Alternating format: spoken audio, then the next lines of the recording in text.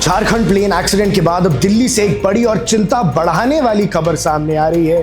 Tuesday सुबह spice jet की एक फ्लाइट को टेक ऑफ के तुरंत बाद इमरजेंसी लैंडिंग करनी पड़ी और कारण था इंजन में टेक्निकल स्नैग और चिंगारी देखे जाने की रिपोर्ट। क्या ये सिर्फ एक रूटीन टेक्निकल इशू था या फिर एविएशन सेफ्टी को लेकर अब कई बड़े सवाल खड़े हो रहे हैं। पहले आपको इंसिडेंट की डिटेल्स देते हैं। फ्लाइट नंबर SG121 दिल्ली से लेह के लिए रवाना हुई थी और एयरक्राफ्ट था बोइंग का बोइंग 737, जिसमें लगभग 150 पैसेंजर्स और क्रू मेंबर्स सवार थे।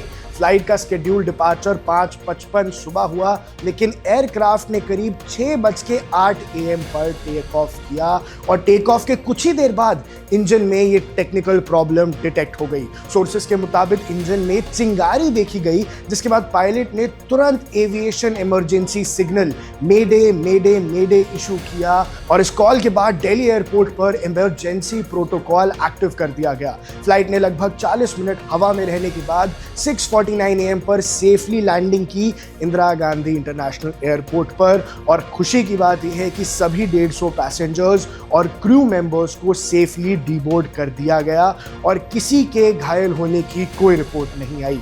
Flight tracking website Flightradar 24 के डेटा ने भी कंफर्म किया है कि एयरक्राफ्ट ने टेक ऑफ के बाद वापस दिल्ली की तरफ अपना रूट चेंज कर लिया था। अब इसके बाद ऑफिशियल रिस्पांस क्या रहा है? स्पाइस जेट के स्पोक्स पर्सन ने कहा है कि फ्लाइट में टेक्निकल इशू था, लेकिन कॉकपिट में फायर वार्निंग का कोई सिग्नल ट्रिगर नहीं हुआ था। एयरक्राफ्ट ने स्टैंडर्ड ऑपरेशन प्रोसीजर्स फॉलो करते हुए सेफ लैंडिंग की थी। अब एयरक्राफ्ट की डिटेल टेक्निकल इंस्पेक्शन की जांच की जा रही है, लेकिन यहाँ कुछ जरूरी सवाल भी खड़े होते हैं दर्शकों कि टेक ऑफ के तुरंत बाद इंजन में ऐसा कैसे इशू डिटेक्ट हुआ? क्या उससे पहले ये डिटेक्ट नहीं हो सकता था? एक चिंगारी ने फ्लाइट को डीबोर्ड करा दिया, पर अगर कहीं ये किसी से मिस हो जाती तो क्या ये फिर अहमदाबाद जैसी बड़ी दुर्घटना हो सकती थी? क्या प्री फ्लाइट टेक्निकल चेक्स में कोई कमी रह गई थी?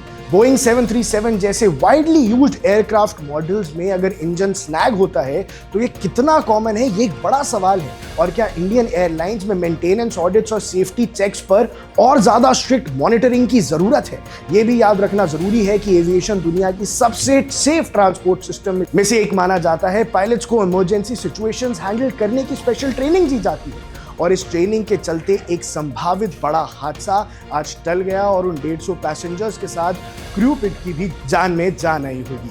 इस इंसिडेंट में सबसे बड़ी राहत की बात यह है कि सभी यात्री सुरक्षित हैं, लेकिन हर ऐसी घटना एविएशन सेफ्टी स्टैंडर्ड्स को दोबारा इवैल्यूएट करने का एक मौका जरूर देती है। क्या ये सिर्फ एक रूटीन टेक्निकल स्नैग था या एविएशन इंडस्ट्री के लिए एक बड़ा रिमाइंडर, खासकर जब झारखंड का हादसा कल रात को? फिलहाल जांच जारी है और हम आपको हर अपडेट देते रहेंगे। आप ऐसे ही देखते रहिए वन इंडिया।